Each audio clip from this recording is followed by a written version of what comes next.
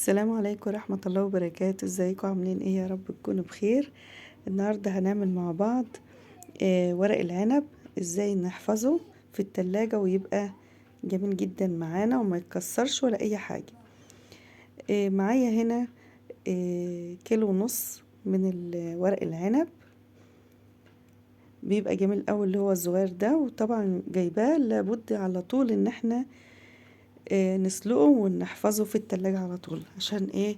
الورقة ما تنشفش معانا. فعلشان تبقى لينة كده وحلوة، اول حاجة بغسل الورق، بشيل العنق بتاعه وانقعه شوية في المية وبغسله كويس الاول. طبعا هتشوفوا شكله في البداية اول ما جبته غير ما بالسلق بقى. بسم الله ما شاء الله، جميل جدا. بحط هنا عشان يطر الورقة، حطيت قيمة معلقة كبيرة من الزيت ورشة ملح، حبة ملح صغيرين كده، وعصرت ليمونة وسبت معاها القشر. اما بيتسلق بنعمل كده. الزيت يا جماعة بيدي تبقى خلي الورقة طرية معاكي وبتدي لها لمعان حلو قوي. عصرت الليمونة وحطيت معلقة زيت كبيرة.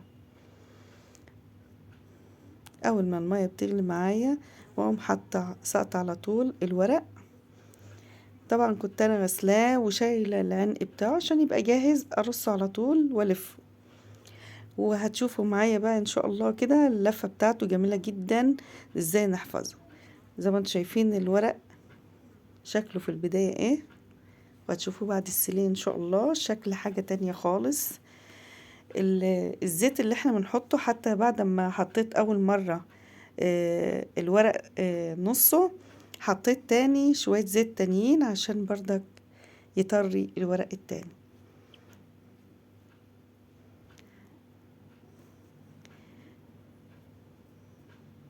في ناس بيحطوه في براطيم ويحطوا يغلوا له ميه مع حاجات كده يقولوا مادة حافظة، بس انا ما احبش ان انا اسيبه بره، بحب ان انا احفظه في الفريزر. مهما تقعدي تحطيه يقعد سنة ما يسيبوش اي حاجة. اهم حاجة اللي انت بتطلعي الكيس ورق العنب على بيد وتسيبيه بره، بيفك براحته خالص، مش تجيبيه وتقوم مكسراه، لا. هنا معايا الورق زي ما انتم شايفين، حطيته فوق بعضه، واخد كل كمية والفها اكنك بتعملي محشي بالظبط، لفة المحشي. وبقوم عشان ما ياخدش معانا مكان كبير في التلاجة، ونرص كم رصة كده من قدام الطبقة الاولانية، لان اللي معايا كيس كبير، معاك انت كيس صغير اعملي طبقة واحدة.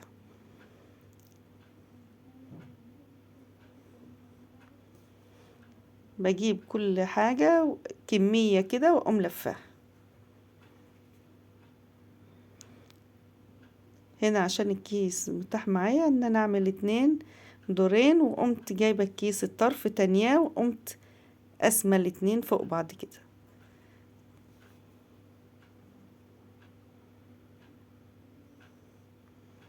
انت بترصيه جنب بعض، وتحاولي اما تيجي تطلعي الورق العنب ما تجيبهوش وتقوم مفتحاه مرة واحدة، لا، احنا بنسيبه لما يهدى خالص ويفك براحته، بحيث ان احنا نفرد الورق ما يكسرش معانا ويطلع لي الورقة سليمة زي ما هي.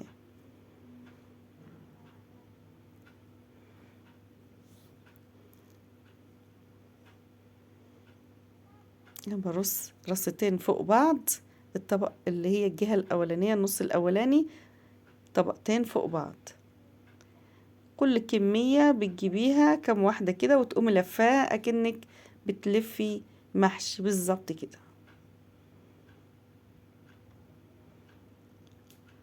انا بوريكي بس كمية يعني عشان ما اطولش عليكم الفيديو، حبيت اوريكم ازاي بجيبها واقوم لفاها كده.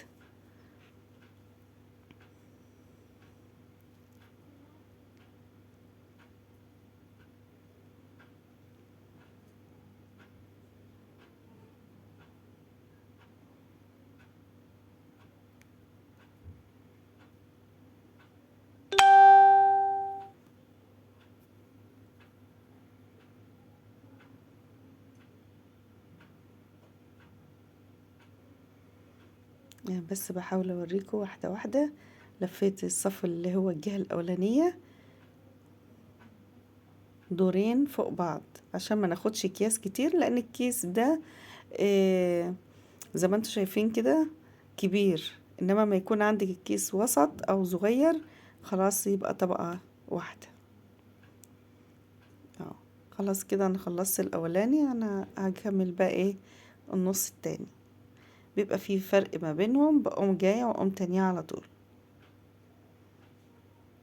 اول ما جايه بص يعني اول ما انا جربت في الاول حسيت ان الكيس كبير وفي فراغ جامد، لا لازم ان احنا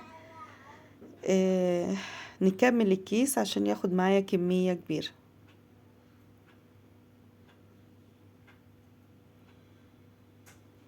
رجعت كملته تاني. شايفين الطبقات؟ انا حبيت ان انا افك قدامكم طبقة منهم. كم طبقة مع بعض. الورق رصاه بحيث ما تيجي تطلعي تفردي تلاقي كل حاجة قدامك جاهزة، يا دوب تاخدي ايه الورقة وتحشي على طول، اكنك بتحشي محشي عادي. لفتين تلاتة كده خلاص. في ورقة كبيرة، في ورقة وسط.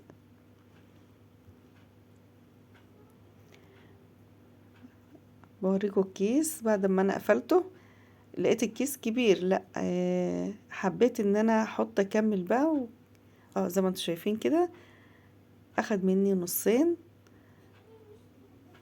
بقفل في الاخر واقوم اخده الكيس صرفه ما بينهم واقوم مطبقهم على بعض. سهلة جدا مفيهاش اي تعب خالص. انت بقى بتحاولي بقى تشيلي الهوا خالص وتقومي ايه حطاها في النص وتقومي قافله عليها زي ما انتم شايفين كده اهي. سهله ما فيهاش اي حاجه. متنسوش اللايك، واللي ما اشتركش في القناه يشترك. طريقه سهله جدا لحفظ ورق العنب. ومتنسوش اللايك تاني مره. زي ما انتم شايفين كده بقوم حطاهم اسمهم الاتنين، وكل جهه فيها طبقتين فوق بعض. باجي للطرف واقوم حاطه الطرف الاخير ما بينهم واقوم قافله الكيس عشان يمنع منهم الهواء خالص. وزي ما انتم شايفين كده سهله جدا جدا. وما تنسوش اللايك وتفعيل الجرس. والسلام عليكم ورحمه الله وبركاته.